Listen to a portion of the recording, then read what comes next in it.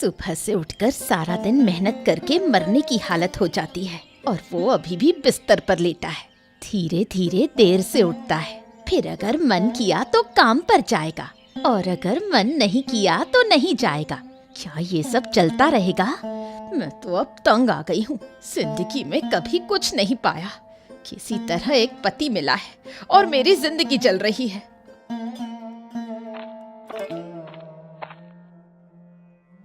ओ, सो रहे हो क्या? क्या तुम पूरा दिन इसी तरह सोते रहोगे? हाँ हाँ, क्या क्या हो गया? क्या बात है? क्या क्या हुआ बीबी? अरे क्या चोर डाकू आ गए थे क्या, जो तुम इतनी जोर जोर से चिल्ला रही हो? हैं?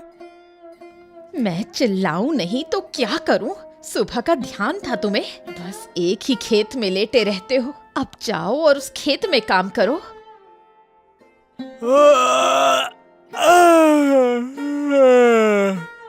जा रहा हूँ बीबी, जा रहा हूँ। पूरा दिन तो वहीं बिताना होगा। थोड़ा और सोने दो ना, तुम कुछ तब तक खा पी लो। मैं तुम्हारी सेवा नहीं करूंगी, जरूरत हो तो खुद कर लो। मैं पूरे जीवन तुम्हारी नौकरानी बनने के लिए तैयार नहीं हूँ। अरे सुबह सुबह तुम्हारा मूड खराब रहता है क्या? फिर सारा दिन झगड़ा करती रहती हो, kit kit kit kit kit kit. हैं? तुम मेरे लिए क्या करते हो जो मुझे तुम्हारे साथ मीठे शब्दों में बात करनी चाहिए? कभी मुझे एक अच्छा कपड़ा गहना तो दिया नहीं। जिनके पास कुछ करने की ताकत नहीं होती वो सम्मान के लायक नहीं होते। सुबह से सिर्फ तुम्हारी सुननी पड़ती है। अरे ठीक है बीवी, ठीक है। क्या मैंने तुम्हारे कोई शौक पूरे नहीं किए क्या? हैं? हाँ, साड़ी गहने नहीं दिए हैं, लेकिन जो भी दिया है तुम्हें वो कम नहीं है। क्या दिया है तुमने? एक घर तो दिया है, लेकिन उसे पक्का नहीं कर सके। बारिश में छत से पानी टपकता है। रसोई का जो हाल है उसमें खाना बनाना भी मुश्किल हो जाता है। फिर भी मैं तुम्हारे लिए सब सहन करती रही, अब नहीं सह सकती। अच्छा, तो अब क्या करोगी तुम? बोलो। अब जो मैं चाहूँ वो मुझे चाहिए, नहीं तो मैं खाना नहीं बनाऊंगी। खुद खाना बनाओ और खाओ। हाँ ठीक है बीवी, ठीक है ठीक है ठीक है। जब तक मैं कुछ कर न सकूं तब तक अब मैं इस घर में कदम नहीं रखूंगा, देखना तुम। हाँ हाँ हाँ हाँ हाँ, घर में नहीं आओगे तो कहाँ जाओगे? अरे जहां मेरी नजर जाएगी वहां मैं जाऊंगा, लेकिन इस घर में कभी लौट के नहीं आऊंगा। जा रहा हूं, मैं जा रहा हूं। हाँ।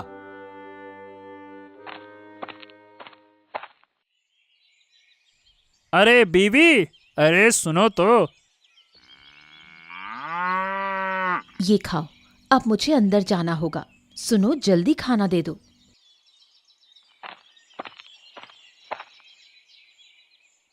हाँ, क्या तुम व्यापार पर जाने के लिए तैयार हो? हाँ बीवी, मैं बिल्कुल तैयार हूँ। सुनो, मुझे 2 चीजें खाने को दो, फिर मैं बाहर चला जाता हूँ।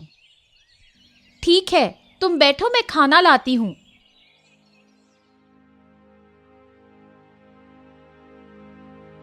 सुनो, मुझे तुमसे कुछ बात करनी है, अगर बुरा ना लगे तो। हाँ हाँ बिल्कुल बिल्कुल, जो कहना है कहो। लेकिन बीवी, कोई बकवास बातें मत करना, मैं पसंद नहीं करूंगा। साफ साफ बता रहा हूँ, पहले ही बता रहा हूँ। जो भी कहोगी सोच समझ कर कहना, ठीक है ना? हमारी मोहल्ले की पायल, जहीर की पत्नी, वो जो है ना, घाट पर बर्तन धोते वक्त उसका पैर फिसल गया और उसका पैर टूट गया। मैं सोच रही थी अगर हम कुछ पैसों से उसकी मदद कर दें तो अच्छा होगा। अरे ये तुम क्या कह रही हो बीवी? क्या तुम्हें जहीर के बारे में याद नहीं है क्या? देखो, जब मैंने व्यापार शुरू करने की सोची थी तो वो आदमी कितना परेशान करता था, भूल गई हो क्या? सबके सामने मुझे अपमानित किया था। हाँ, क्या तुम ये सब कुछ भूल गई हो? बोलो, भूल गई हो तो बोलो, मैं याद दिला देता हूँ।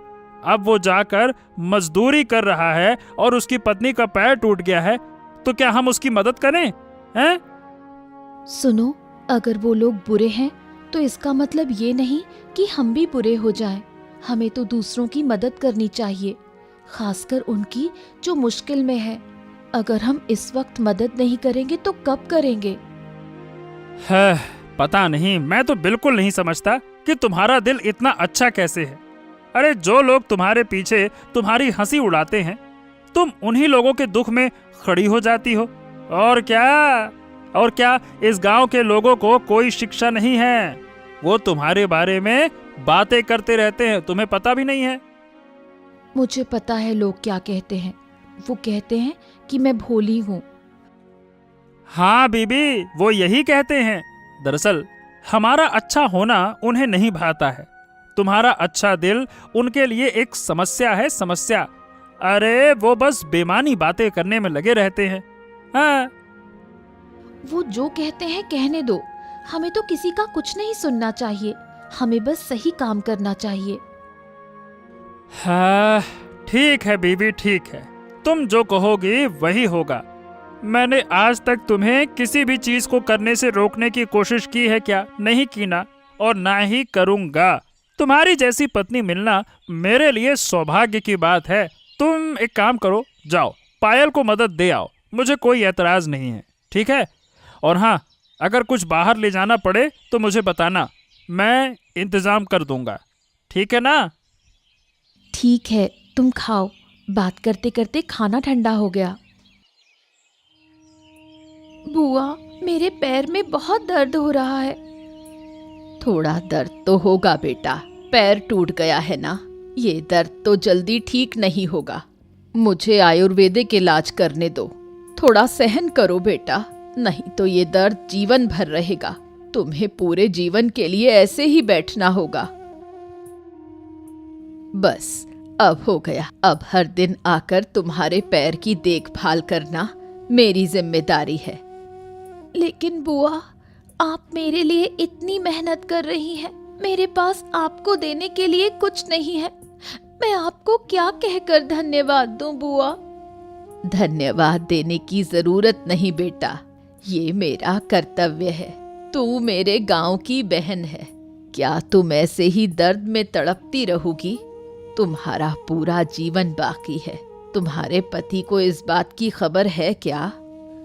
उन्हें क्या खबर भेजूं बुआ? वो तो बाहर रहते हैं, और अगर खबर भेज भी दूं तो वो क्या काम छोड़कर यहाँ आ जाएंगे? ये सोचना भी बेकार है। हाँ बेटा, बाहर काम करने का यही नुकसान है। हमारे गांव में तो बहुत काम था। समीर ने अपना कारखाना खोल लिया था। वो वहाँ काम ले सकता था, लेकिन उसने ऐसा नहीं किया। तुम्हें यहाँ अकेले छोड़कर नहीं जाया जा सकता। तुम्हारे खाने पीने का बंदोबस्त करना होगा। जब तक तुम्हारा पैर ठीक ना हो जाए, कोई दूसरा उपाय सोचना पड़ेगा। क्या उपाय मिलेगा बुआ? मेरे पास तो कोई नहीं है। रिश्तेदार भी आएंगे ऐसी उम्मीद नहीं है। उनके भी अपने घर परिवार है। मैं तो बिल्कुल अकेली हूँ बुआ। ओ बुआ, आप यहाँ हैं? अच्छा हुआ। पायल, तुम कैसी हो? तुम गिर गई, मुझे पता चला।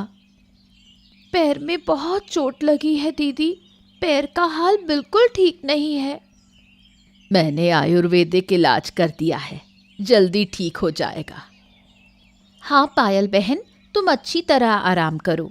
तुम्हारा ठीक होना बहुत ज़रूरी है। लेकिन तुम गिरी कैसे, ये तो बताओ। मैं गंदे बर्तन धोने आई थी, लेकिन घाट के पत्थर काई से ढके हुए थे। मुझे पता नहीं चला, पैर फिसलकर घाट पर गिर गई। पैर सीधे शाने से टकराया, फिर ये हालत हो गई। ओहो, एक छोटी सी लापरवाही के कारण ये हो गया। सुनो, तुम्हारे पति ने कहा है कि अगर तुम्हें किसी चीज की जरूरत हो तो मुझे बताना। दीदी, आप जो इस समय मेरे पास खड़ी हैं, वही मुझे बहुत खुशी दे रहा है। मुझे और किसी चीज की जरूरत नहीं है। जरूरत नहीं कहोगी तो नहीं सुनूंगी बहन। तुम्हारा पैर टूटा है, अब तुम्हारी देखभाल करने के लिए किसी को तो रखना पड़ेगा। अरे बुआ, आप तो अकेली हैं और आपको ये आयुर्वेदिक चीजें आती है। अगर आप कुछ दिन पायल के पास रहकर उसकी देखभाल करें तो कोई परेशानी होगी आपको? मुझे कोई परेशानी नहीं है बेटा, मैं पायल की पूरी देखभाल करूंगी, लेकिन मेरे पास ज्यादा पैसे नहीं हैं। इसके बारे में आपको चिंता करने की जरूरत नहीं बुआ। सभी दवाइयों का इंतजाम मैं कर दूंगी। आपको जो भी चीज चाहिए बस मुझे बता देना, मैं हर दिन जाकर चीजें दे जाऊंगी और तुम्हारा हालचाल भी ले लूंगी। पायल बहन, तुम बुरा मत मानना, मैं तुम्हारे पास रह सकती थी, लेकिन तुम समझ सकती हो कि मेरे पति को व्यापार के कामों के लिए जाना पड़ता है, इसलिए मुझे पहले से खाना और अन्य काम करने पड़ते हैं। दीदी, आप जो कर रही हैं वो कोई और नहीं करेगा। जिनसे मैं घाट पर बैठकर बातें करती थी वो एक बार भी मेरी स्थिति को जानने नहीं आए। जैसे ही सुना कि मेरा पैर टूट गया है, तुरंत दूर हो गए। ये सब छोड़ो पायल बहन, सभी लोग एक जैसे नहीं होते। नहीं दीदी, आज मुझे बोलने दो। वो लोग दिन रात आपके पीछे बात करते रहते हैं। आपकी इस अच्छाई को वो पागलपन कहते हैं धनी पति की मूर्ख पत्नी। सच कहूं तो मैं भी उनके साथ मिलकर यही सब कहती थी, लेकिन आज जब मैं खुद मुसीबत में हूँ तो मुझे समझ में आ रहा है कि कौन अपना है और कौन पराया। अब से अगर किसी ने आपको मूर्ख कहा तो हम सहन नहीं करेंगे। तुम शांत रहो पायल, जो लोग जो कह रहे हैं उन्हें कहने दो। उनकी बातों से मुझे कोई फर्क नहीं पड़ता। मैं हमेशा लोगों के संकट में उनके पास खड़ी रही हूँ और आगे भी खड़ी रहूंगी। अब तुम आराम करो, मैं कुछ पैसे बुआ के हाथ में दे रही हूँ, कल फिर आऊंगी। बुआ, अब मैं जा रही हूँ, ठीक है?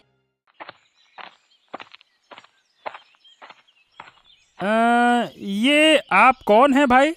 आपको तो मैंने इस गांव में पहले कभी नहीं देखा। कहाँ रहे हैं? मैं कहीं नहीं जा रहा दादा। घर में पत्नी की झंझट से मैं घर छोड़कर चला आया हूँ। मेरा घर पास के गांव में है। क्या पत्नी से इतनी लड़ाई हुई कि आप घर छोड़कर निकल आए? क्या बात कर रहे हो? ये क्या मामला है भाई? अरे क्या बताऊं दादा, मेरी पत्नी बहुत लालची है। हमेशा कुछ न कुछ मांगती रहती है और मुझे व्यस्त कर देती है।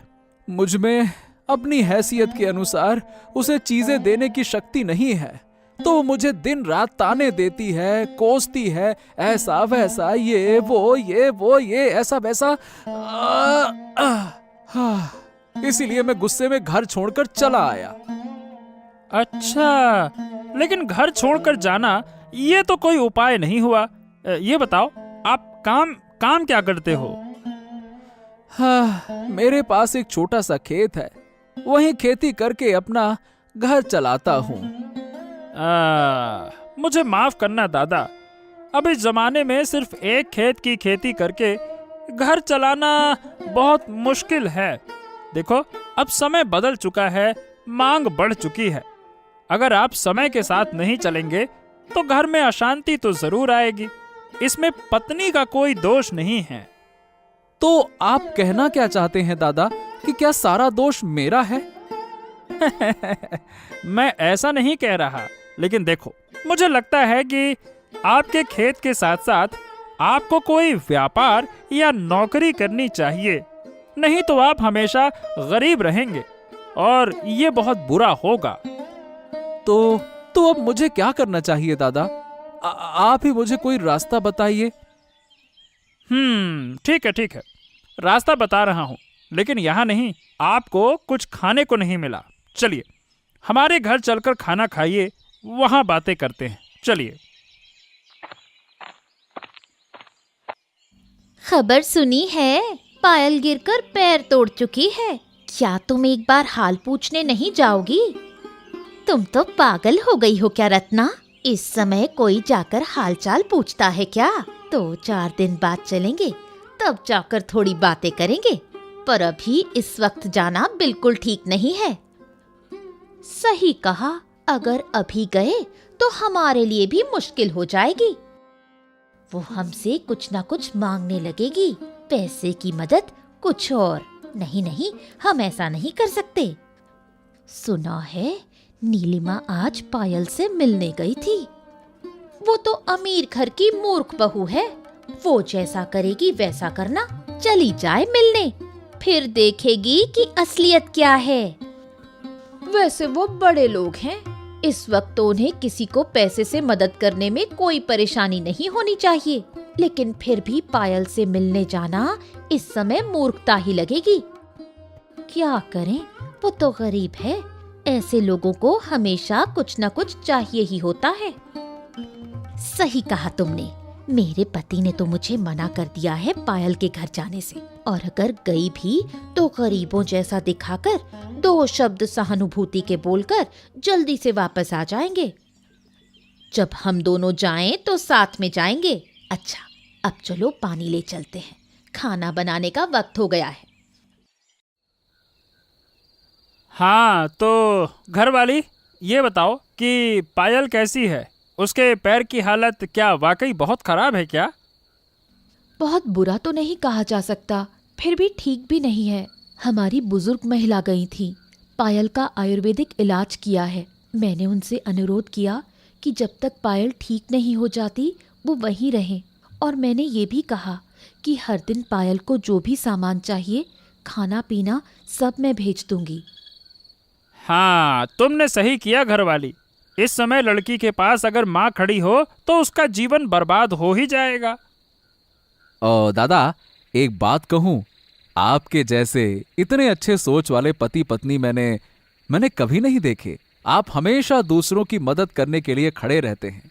सच में हम आपके साथ जुड़कर बहुत खुश हैं। फिर भी लोग कहते हैं कि मेरी पत्नी मूर्ख है, मूर्ख। देखो, मुश्किल वक्त में किसी के पास जाना नहीं चाहिए, नहीं तो लोग आपको मूर्ख कहेंगे। क्या कहेंगे? मूर्ख। अरे दादा, लोगों की बातों से क्या फर्क पड़ता है।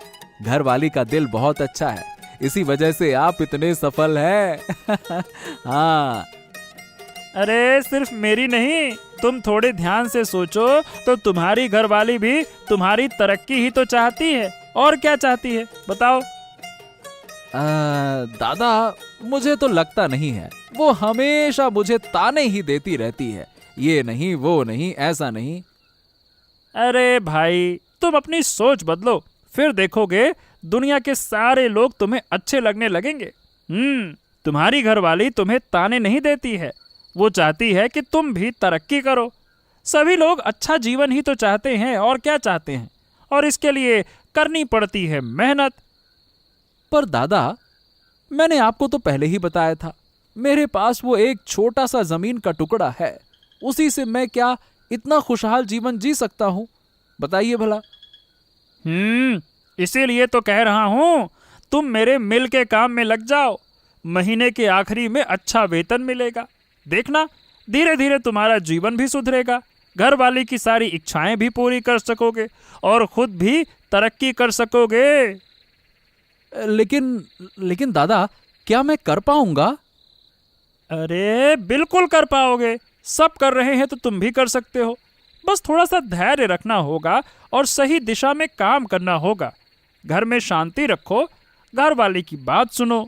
अगर कभी लगे कि वो कुछ ज्यादा कह रही है तो समझाओ और समझो। बेवजह लड़ाई झगड़ा बढ़ाने से सबका मानसिक तनाव बढ़ता है, समझे? हाँ, ये बात तो सही कह रहे हो दादा। आपके साथ रहकर मेरी तो पूरी सोच ही बदल गई। मैं तो हमेशा अपनी घरवाली को लालची समझता था। लेकिन अब समझ पा रहा हूँ कि वो मेरे भले के लिए ही ऐसा करती है। सच कहूँ, अगर वो लालची होती तो मेरे साथ नहीं रहती, लेकिन चाहे वो कितना भी कष्ट झेले, वो हमेशा मेरे साथ रही है। हाँ दादा, जो आपके दादा ने कहा वही करो।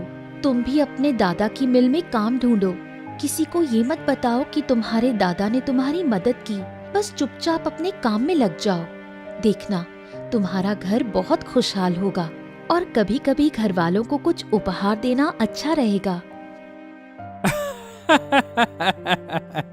गिन्नी, तुम ये बात मुझसे कह रही हो? इसका मतलब तुम खुद भी उपहार चाहती हो, क्यों?